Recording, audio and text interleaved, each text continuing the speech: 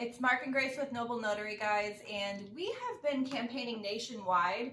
You may have noticed if you're a part of our Facebook group, we've been paging out assignments, and a lot of them have been at the jail facilities. So we want to talk about how to be a jail notary.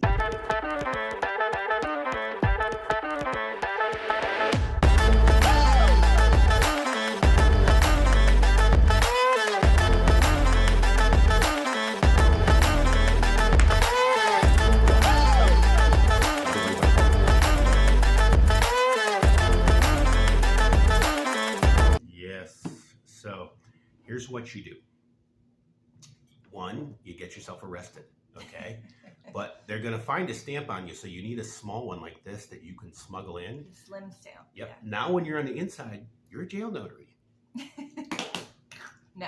Okay, don't do that at all. Don't do that at all. Not advisable.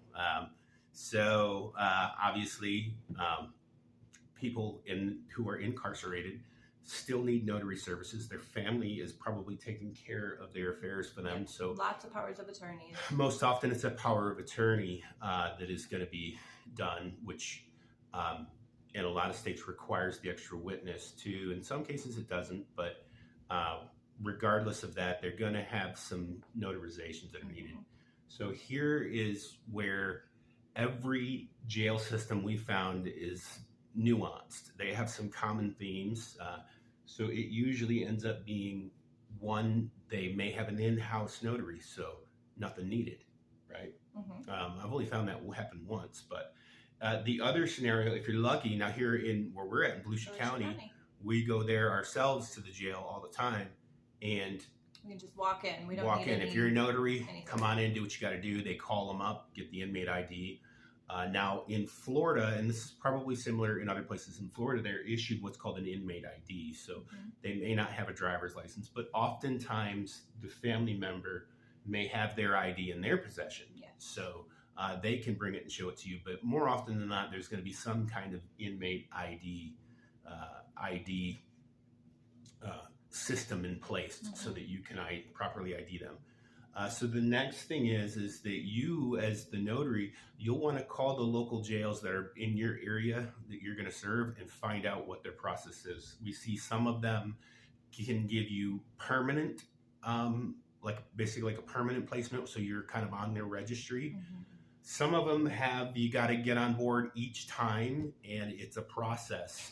Now with Hillsborough, we, as a signing service, have to fax them. Who faxes anymore, honestly? Ridiculous. But we have to fax them over a request sheet with our notary and who if there's a witness with them, who they're going to be. The contact, the inmate basically our company info. But they turned it around in a day.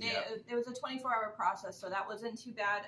We're currently dealing with one in California. Where it's up to a 7-day. Yeah, it's up to 7 days. So we have a lot of notaries who are like, hey, we want to, take advantage of this, but we need to know the process. So that's why we're making this video, to make you guys aware that if you have a local jail facility near you, it's worth the time to contact them, call them, email them, and get on their list as their notaries. Because when these jobs pop up, we're paying you $75 to go to this facility and notarize a couple documents. And that situation may very well play itself in reverse for you too. For example, somebody may call the jail and say, I need to get up there to have inmate so-and-so notarized. Do you have anybody? And they may go, yeah, as a matter of fact, here's our list right here of notaries. So they may be advertising for you as well. So it may play that way as well. So if you're interested in doing these jail signings, and again, this is great because they're basically in a situation where they're kind of at the mercy of the system. So they're just going to pay for the service and the price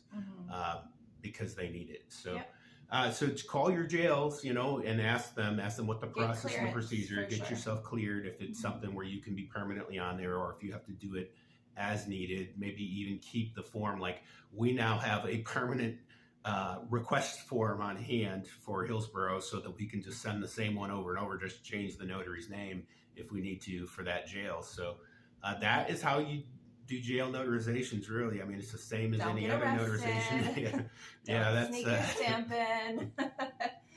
Just follow the rules. And we're excited to be continuing to page out those services again.